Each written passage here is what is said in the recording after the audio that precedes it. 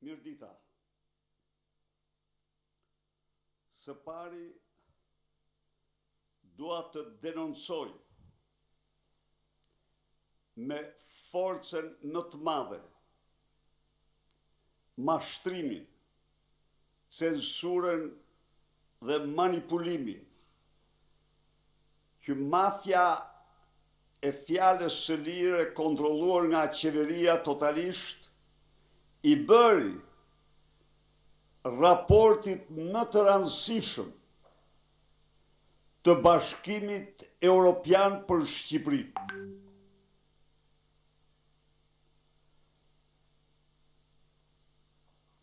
Mafja e fjalës së lirë, në përputhje me direktivat që mori nga zyra e kryeministrit, nxiu me dhjetra faqe në portale, në gazeta, konsumoj orë të tëra në studio për të mashtruar qytetarët për raportin i barë.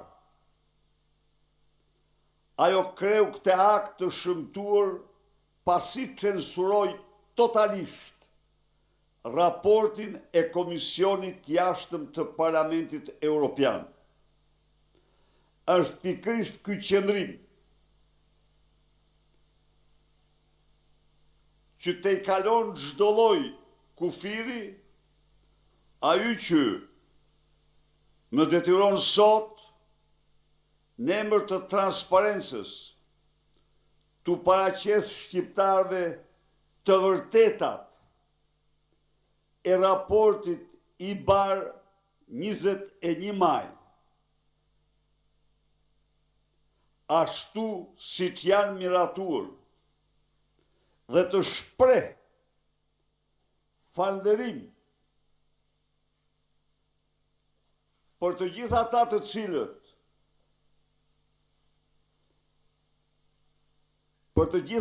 cilët siç do ta shihni e amenduan me 32 amandamente më kryesore për të mos llogaritur dhjetra të tjerë. Të falenderoj Koela për punën e madhe serioze për të pasqyruar në raportin e tyre realitetin shqiptar ashtu siç është dhe jo realitetin e sheqerosur me lobime korruptive.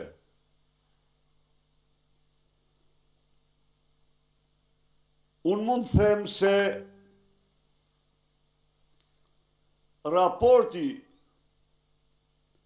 i finalizuar i paraqitur me 2 shkurt dhe i rishqyrtuar shumë herë, i karakterizuar gjithashtu nga anullimi i konferencës ndërqeveritare në pozicionet e përbashkëta që paraqet me 21 maj, ka pasqyruar me vërtetësi problematikat madhore të regjimit të Edi Ramës. Dhe se pas këtij raporti, Shqipëria në raport me kriteret standardet e integrimit në Bashkimin Evropian është një vend krejtësisht tjetër.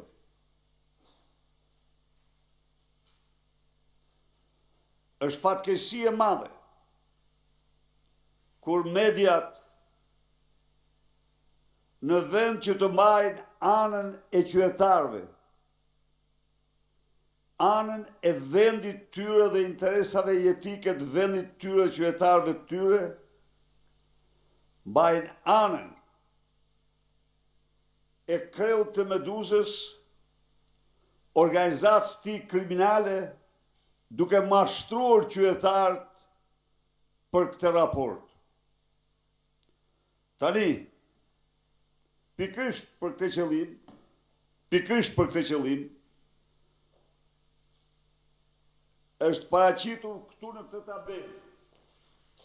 Kjo është matrice, në të cilën krahasohen paragraf për paragraf.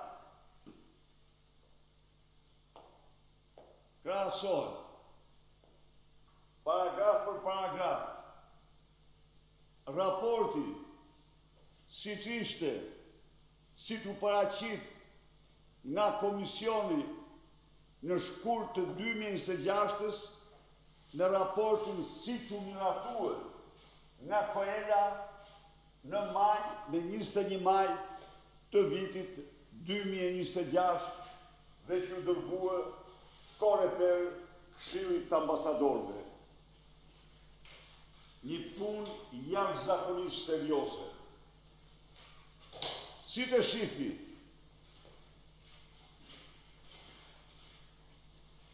është ndërhyrë direkt në strukturën e dokumentit.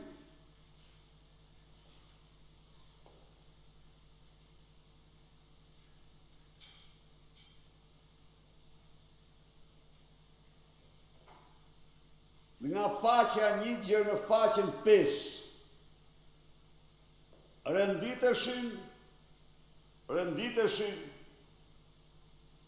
vlerësimet përgjithshme për progresin e Shqipërisë në raport të shkurtit. Kryq, vizë, hiqen totalisht, i hequr. Dokumenti i unifikuar fillon direkt me draft pozicion.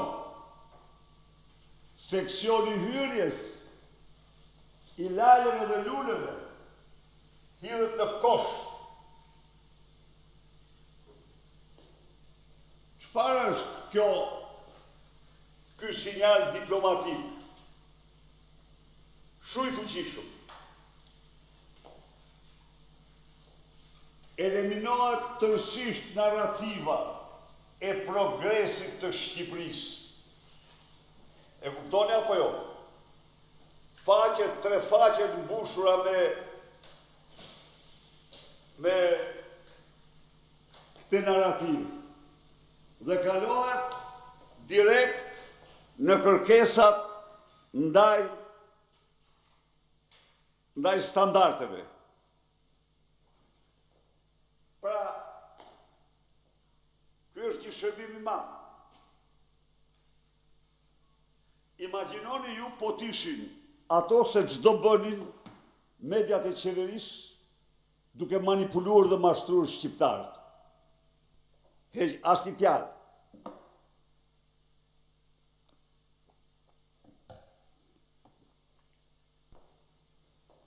Dy.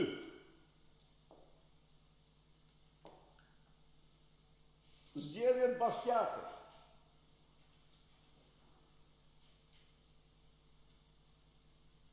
Një gjuhë e përgjithshme në faqen 7 ekzistonte në shkurt. Në maj kërkohet zbatim në kohë dhe efektiv në prag të zgjedhjeve të gjitha kërkesave të OSBE-ODIR-it. Pra, në qoftë se ajo ishte me gjuhë të pambukt, hiqen dorezat dhe i përplasën të gjitha Edi Rams. Bëhet presion kohor, pra. I qartë lidhur në zgjedhjet e ardhshme. Nuk është qeveria nuk besohet ma për zgjedhjet.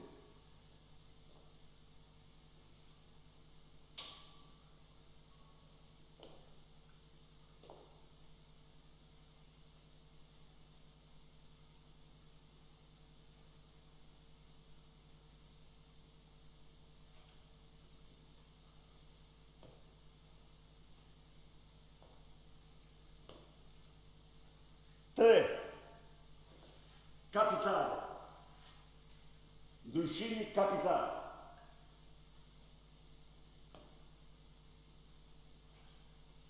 E pa imagjinueshme. Nuk ekziston fare asgjë në raportin e shkurtit. I shkruar me lobingje. Çfarë thot raporti i Manit, i Bari i Manit, i Isër i Manit? Shqipëria duhet të sigurojë garë të barabartë, sepse nuk ka patur garë të barabartë në zgjedhje. Duke marrë masa kundër keq përdorimit të burimeve shtetërore dhe institucioneve.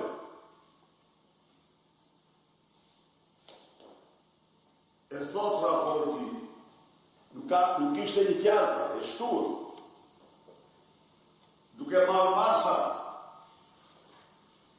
kundër keq përdorimit të burimeve shtetërore dhe institucionale. Dhe në te godet në mënyrë fatale rrjetet terroristet patronazhistëve. Sigurisht aty nuk përdor fjala terrorist, por ja ku e keni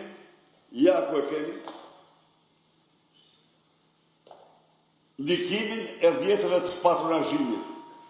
Çka do thotë se këto rrjete janë bërë famzeza në Bashkimin Evropian, në Europë dhe në botë. I keni parasysh ju lavdrimet që u bën Edi Rama terroristëve elektoral, patronazhistëve dhe krenarisë. Ja ku i ka. Raporti i shkurtit asnjë fjalë.